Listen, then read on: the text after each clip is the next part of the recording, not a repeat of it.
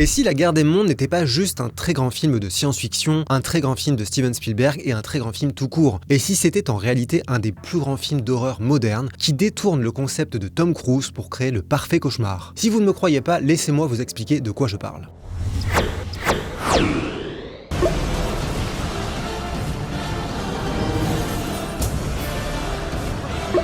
Salut, moi c'est Geoffrey et on sait tous que c'est très facile d'énerver les gens sur internet, même sans le vouloir. Exemple, en 2018 j'ai fait un article sur La Guerre des mondes version Spielberg, parce que je trouve ce film passionnant. J'ai donc publié un dossier intitulé La Guerre des mondes ou le grand film d'horreur moderne de Steven Spielberg. Et toute l'équipe se souvient très bien des réactions légèrement dingos sur Facebook. On a reçu un paquet de commentaires parfois extrêmement énervés qui nous disaient qu'on était complètement cons parce que La Guerre des mondes c'est un film de science-fiction, c'est un film d'alien, c'est un film catastrophe, mais c'est pas un film d'horreur. Alors déjà j'ai envie de rappeler deux choses qui me semblent importantes.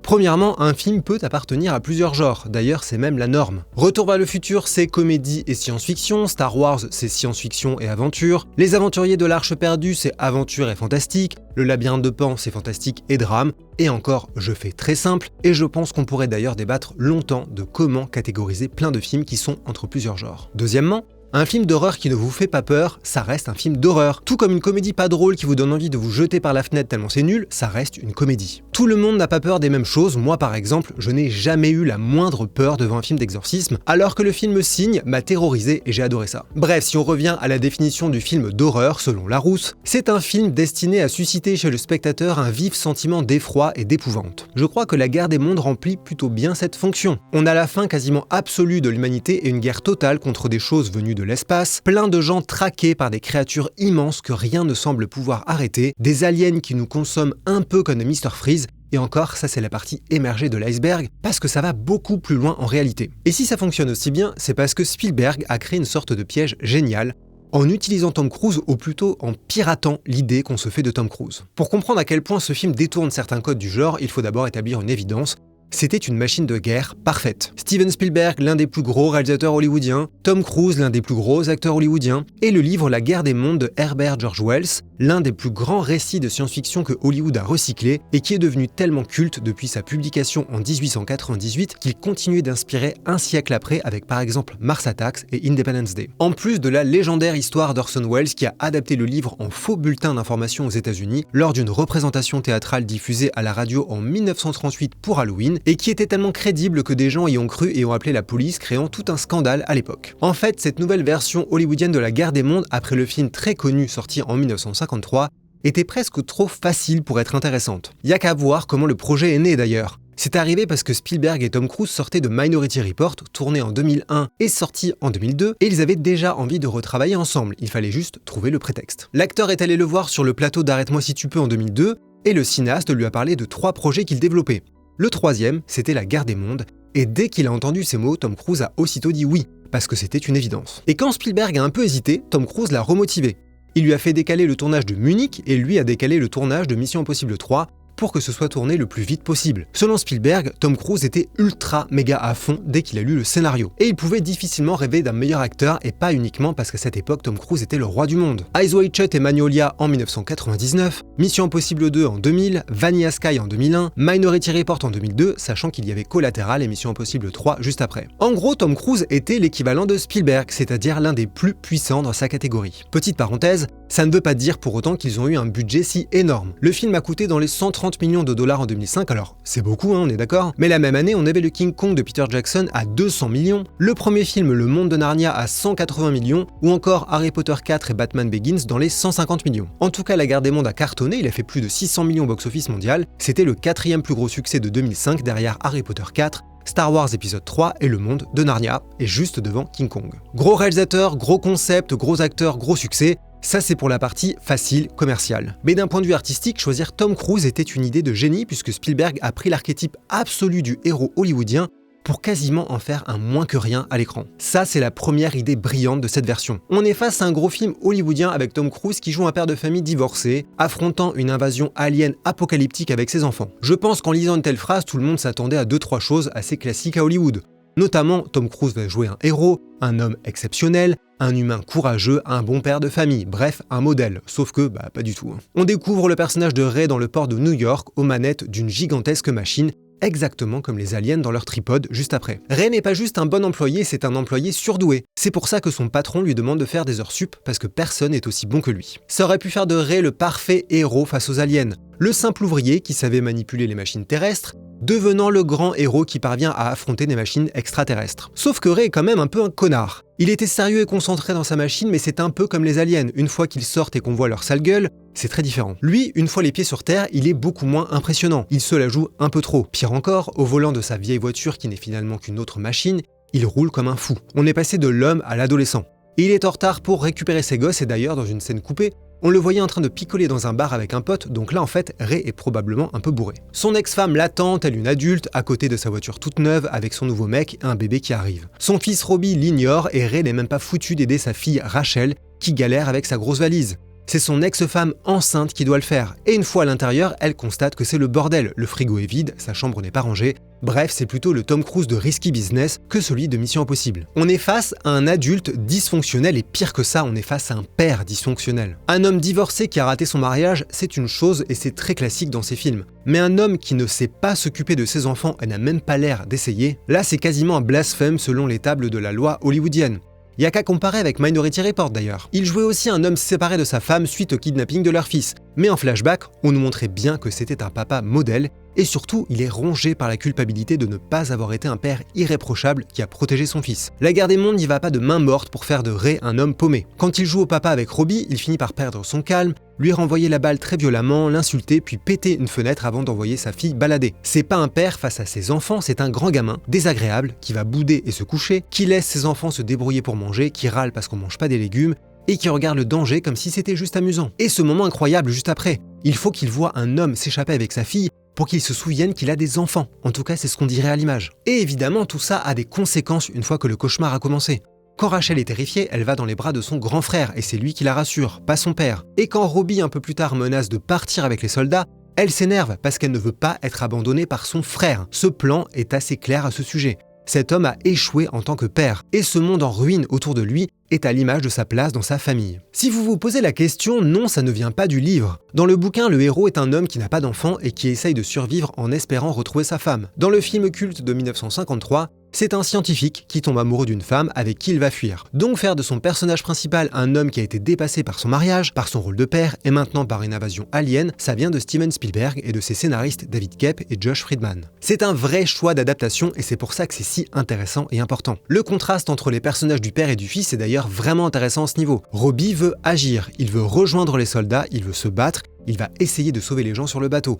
En gros, il veut être un héros hollywoodien un peu tête brûlée. Ray, lui, a vite abandonné cette idée, et on le voit surtout échouer et subir scène après scène. Dans le restaurant, on assiste à l'effondrement de cette idée de père et pilier. Ray a perdu la voiture et failli perdre ses enfants dans la foule. Il pensait avoir regagné la confiance de Rachel, mais finalement, quand elle a vraiment peur, elle se précipite dans les bras de son frère. Et tandis qu'à l'extérieur, le chaos continue sans fin, lui, il s'écroule devant ses enfants. Alors là, vous allez peut-être me répondre que La Guerre des Mondes devient du coup l'histoire d'un mauvais père, qui apprend à être un meilleur papa, à arrêter les conneries pour être responsable, comme Hollywood aime tant les raconter. Et c'est pas faux, parce que c'est vrai qu'il va peu à peu créer un lien avec Rachel et la protéger au péril de sa vie. Mais en cours de route, il perd quand même un peu Robbie, qui n'arrive pas à protéger et à raisonner, alors qu'il veut écouter ses pulsions guerrières insensées. Alors bien sûr, à la fin, coup de bol, Robbie n'est pas mort, donc Ray a rempli sa mission, ramener sains et saufs ses enfants à leur mère, comme elle le lui avait demandé au début du film. Son week-end de garde a été apocalyptique, littéralement.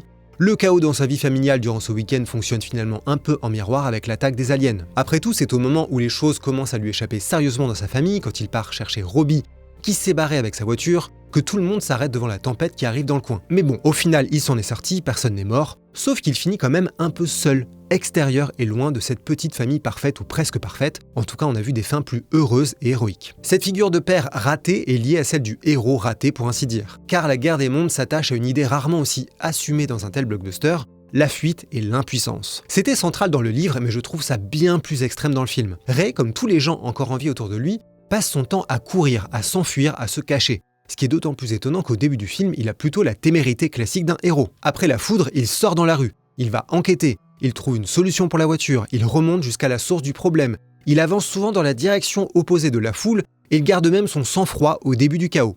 Là, Tom Cruise joue Tom Cruise. Mais après ça, il va globalement fuir. Dans ce plan, dès le début de l'attaque, il disparaît quasiment dans la foule parce qu'en fait, fondamentalement, dans cette histoire, même le typique héros hollywoodien redevient un humain parmi les autres. Et c'est ce contraste, grâce à la présence de la superstar Tom Cruise, qui est si malin. Il fuit sa maison tandis que tout explose derrière lui. Ensuite, il se rend à la maison de son ex-femme, mais comme il n'y a personne et comme un avion s'écrase sur eux, il s'enfuit à nouveau. En route vers Boston, ils sont éjectés de leur voiture et essayent de prendre un bateau, mais les aliens arrivent donc ils s'enfuient encore. Ray fuit face à la zone de guerre et se réfugie avec Rachel dans une maison, mais ça tourne au vinaigre. Ils doivent se cacher face aux aliens, il doit tuer un homme, puis sauver Rachel qui a été capturée. Alors ça, c'est un geste un peu suicidaire mais héroïque, mais en tout cas, après cette victoire improbable, ils s'enfuient encore. Ils arrivent à Boston où la guerre prend fin. Mais attention, il n'y a rien d'héroïque là-dedans. L'humanité n'a rien compris ou accompli. Ce n'est pas le résultat d'un plan ingénieux, d'une attaque fabuleuse comme dans Independence Day ou Edge of Tomorrow, ou grâce à une révélation comme dans Signe et Mars Attacks. Les aliens ont surtout perdu face aux microbes terrestres. Pendant que les humains mouraient un peu partout et couraient dans tous les sens, la vraie bataille avait lieu à un niveau microscopique. En ça, Ray représente bien l'humanité.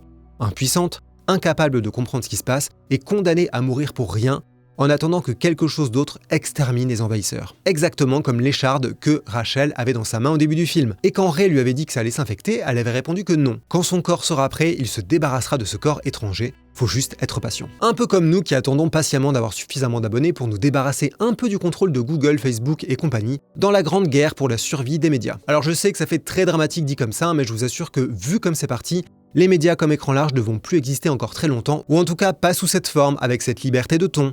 Ces articles qui font plus de 5 lignes, ces vidéos qui durent plus d'1 minute 30, et ces jeux de mots formidablement nuls qui ne pourraient pas être faits par une IA. Donc si vous n'avez pas envie qu'Internet devienne une poubelle, on vous conseille vraiment de soutenir les médias que vous aimez, et si c'est écran large, c'est évidemment mieux. Pour quelques euros par mois, vous avez accès à des articles et podcasts exclusifs. Les détails, c'est comme d'habitude dans la description de la vidéo, et dans tous les cas, sachez que les médias ont tous besoin de vous. Sinon, pour revenir à la guerre des mondes, durant cette épopée cauchemardesque autour d'une famille cassée, il y a un motif qui est régulièrement mis à mal, c'est la maison qui est justement le symbole du refuge absolu de la famille. Celle de Ray, celle de son ex-femme, celle où il se cache avec le personnage de Tim Robbins, ça tourne à chaque fois au cauchemar avec une destruction plus ou moins énorme qui les éjecte de ce cocon. Et à la fin, tandis que ces enfants retrouvent leur mère, leur beau-père et les grands-parents, qui d'ailleurs sont joués par les héros du film de 1953, Ray finit quand même un peu seul, hors de ce refuge, hors de cette famille, hors de ce cocon et dans la rue. Alors oui, son fils vient lui faire un câlin, l'appelle papa, donc il a un peu gagné, mais il y a quand même quelque chose d'amer dans cette conclusion et la musique de John Williams va dans ce sens. En fait, la guerre des mondes semble prendre un malin plaisir à utiliser puis retourner certaines images contre les personnages. Par exemple, la voiture. Au début du film, c'est un luxe que les personnages principaux ont puisque tous les véhicules sont HS. C'est le moyen ultime de survie. Évidemment, ça attire la convoitise des autres et ils sont à deux doigts de mourir à cause de ça. La voiture se transforme alors en cercueil roulant, Rachel s'y retrouve piégée, puis quelqu'un est tué pour cette voiture. Et je trouve ça assez diabolique parce que juste après, quand Ray, Robbie et Rachel tombent à l'eau, ils sont écrasés par une voiture, avec des gens à l'intérieur en plus, donc là encore ils échappent de peu à la mort à cause d'une bagnole. Et un peu plus tard, Ray se réfugie encore dans une voiture, mais clairement c'était pas une bonne idée. Ça marche aussi avec le bateau. Tout le monde voulait absolument monter dessus pour échapper aux aliens et donc à la mort, comme le montre le moment terrible où Ray doit laisser derrière lui une amie et sa fille. Sauf que ce bateau devient vite un autre lieu de pur danger. Et les hélices qui permettaient normalement de fuir les extraterrestres deviennent des armes de destruction terrifiantes une fois que le navire est renversé. Tout ça permet de raconter par l'action à quel point tout dans ce monde devient un danger.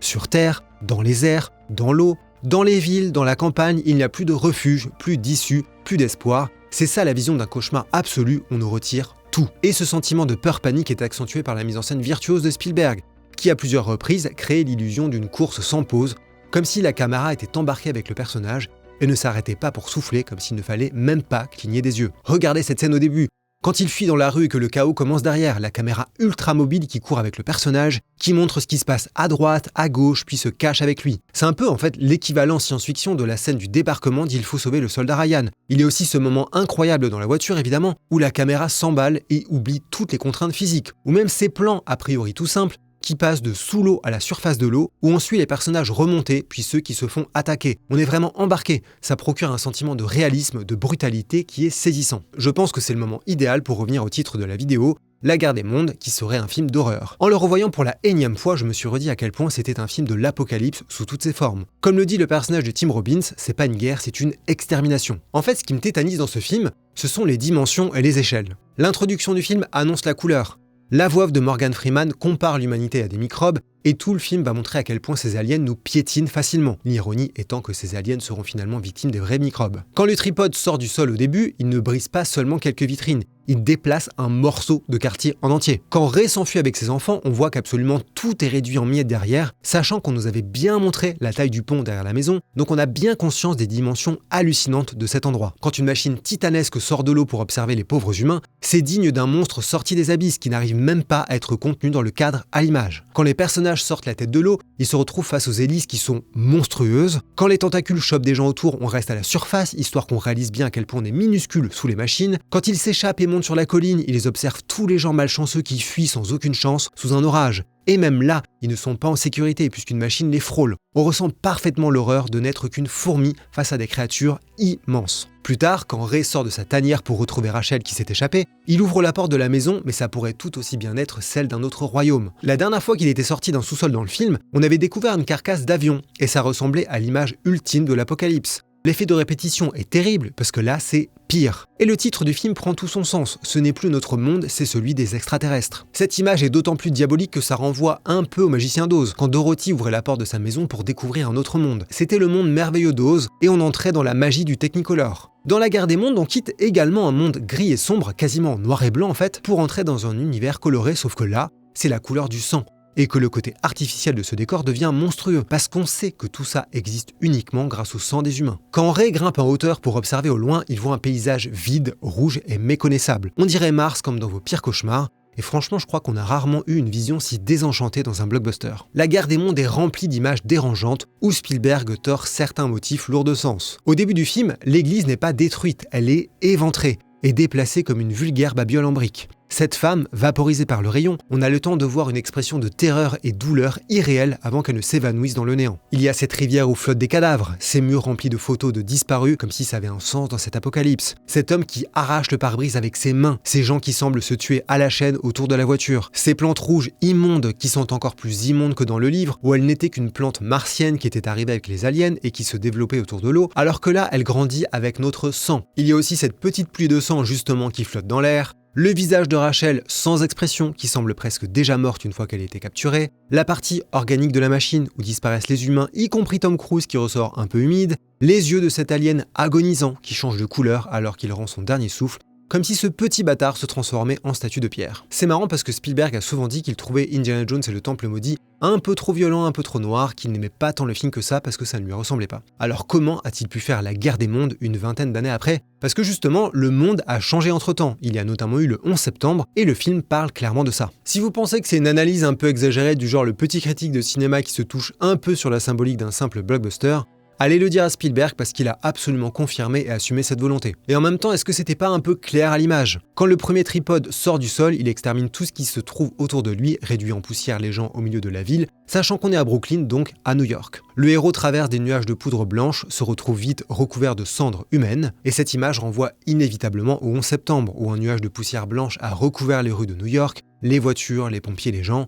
Et ces images ont évidemment profondément marqué l'Amérique et le reste du monde, la plupart des gens ayant vu l'horreur via un écran de télévision. Et c'est justement sur un écran qu'on découvre pour la première fois le rayon destructeur des aliens. Tout ça, ça ne vient pas du livre. Dans le bouquin, les aliens ont bien une arme terrifiante, le rayon ardent, qui carbonise instantanément tout ce qu'il touche. Il y a cette idée de flamme destructrice, mais pas de cendre. Ça n'était pas non plus dans le film de 1953, où le rayon faisait tout simplement disparaître les choses et les gens. Cette idée des cendres, ça vient du film de Spielberg, donc vraiment ce n'est pas anodin, sachant qu'ils ont également modernisé le récit pour le placer dans le monde contemporain alors que le livre se déroule à la fin du 19e siècle. Au cas où quelqu'un n'avait pas capté la symbolique, Rachel l'explicite. Au début de l'attaque, sa première réaction est de demander si ce sont des terroristes. Dans la voiture, Robbie repose la même question. Et quand son père lui répond que ce qui les attaque vient d'ailleurs, il se demande s'ils viennent d'Europe. Et qu'est-ce qui se passe juste après? Il y a tout simplement un avion qui s'écrase sur eux, ou presque. Alors ok, ils sont dans un sous-sol, pas dans un avion qui s'écrase, mais on est dans un espace fermé, sombre, avec de petites fenêtres semblables à des hublots.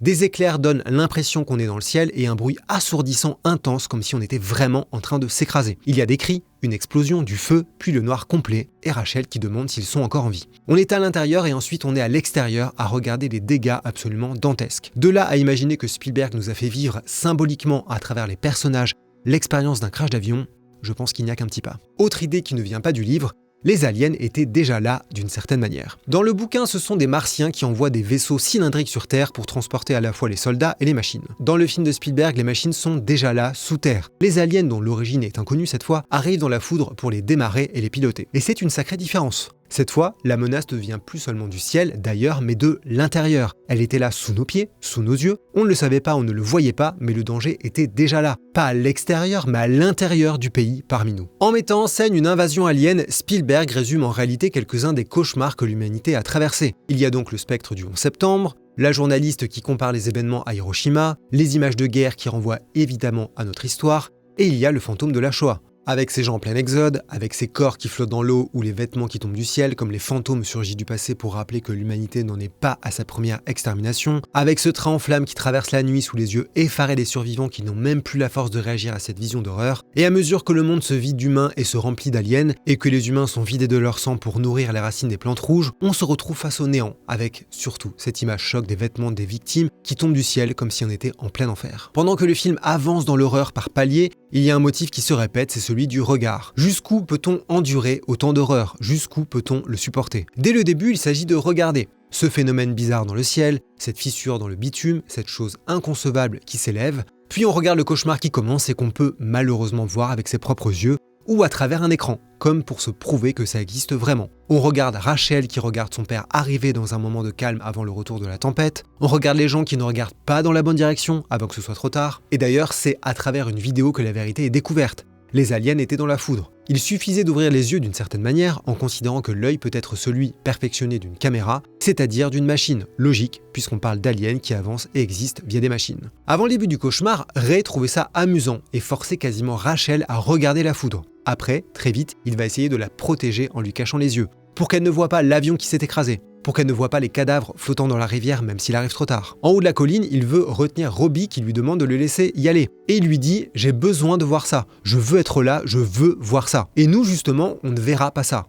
Spielberg laisse le combat hors champ. On n'en verra que des morceaux qui laissent imaginer le chaos absolu de l'autre côté de la colline. Le regard est également au centre de la longue partie dans le sous-sol de la maison où Ray et Rachel sont confrontés à l'étrange Harlan, l'ambulancier joué par Tim Robbins. Quand il raconte une partie de son histoire, il explique que ceux qui survivent sont ceux qui gardent les yeux ouverts, qui regardent les choses, alors que courir, fuir, c'est la mort assurée selon lui. Et qu'est-ce qui va descendre pour fouiner dans la maison où ils sont cachés? Une espèce d'œil géant. Alors oui, il y avait une scène similaire dans le livre et dans le premier film de 1953, il l'avait adapté. Mais ça ressemblait plutôt à une petite tête avec deux yeux et une bouche, et c'était en fait une copie quasi conforme de la tronche des aliens eux-mêmes. Alors que dans le film de Spielberg, c'est vraiment une sorte d'œil. Un œil géant mécanique qui braque un projecteur sur le monde pour mieux voir. Et qu'est-ce qu'il fait cet œil? Il se retrouve vite face à lui-même. Pour lui échapper, Ray le confronte à son propre reflet dans un miroir, et ça le fait bugger. Encore une fois, la puissance du regard perçant, capable de zoomer pour mieux décrypter l'environnement, même s'il peut se révéler trompeur avec cette chaussure. Du regard dans le reflet d'une flaque d'eau qui annonce l'arrivée imminente de quelque chose aussi. Spielberg joue malicieusement avec cette idée, notamment à ce moment-là.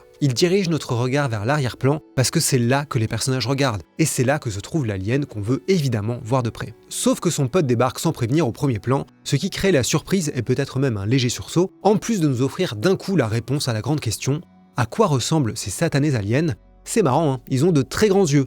Et pour autant, il n'est pas foutu de voir les humains immobiles sous ses yeux. En revanche, il s'intéresse de près aux photos qu'il trouve, toujours dans cette idée de reflet de la vie de l'autre de soi-même. Toute la scène est d'ailleurs un jeu de cache-cache un peu absurde, qui pour le coup prend de la liberté avec le livre. Et la mise en scène insiste beaucoup sur les yeux, que ce soit avec les surcadrages ou les jeux de lumière. Si Harlan finit par perdre la tête, c'est parce qu'il a ouvert les yeux. Littéralement, parce qu'il a découvert ce que les aliens font aux humains, même si Spielberg refuse de nous le montrer et nous laisse l'imaginer, et symboliquement aussi, puisque d'un coup, il voit réellement ce qui se passe. Ray nettoie sa main pour que Rachel ne voit pas le sang, et ensuite, il lui met carrément un bandeau sur les yeux, et lui demande de se boucher les oreilles pour la protéger autant que possible. Et là encore, Spielberg ne nous montre pas ce qui se passe derrière la porte. Peut-être que c'était un moyen de continuer à nous protéger nous aussi, d'une certaine manière, comme si c'était le dernier rempart minuscule, ridicule mais humain, face à ce cauchemar. Ou peut-être que c'était juste pour le pur effet de cinéma et de tension, mais chut, peu importe. En tout cas, c'est pendant que Ray dort et qu'il a les yeux fermés que la situation lui échappe totalement avec le retour de l'œil mécanique apparu comme par magie. Bref, vous l'avez compris, on pourrait longuement analyser l'importance du regard dans ce cauchemar. D'ailleurs, c'est précisément parce que Ray observe avec attention les machines à la fin et les oiseaux autour qu'il comprend que le champ magnétique ne fonctionne plus, ce qui permet à l'armée de repasser à l'attaque. A noter d'ailleurs que cette idée des machines protégées par des boucliers invisibles vient du film de 1953. Dans le livre, les machines sont très résistantes,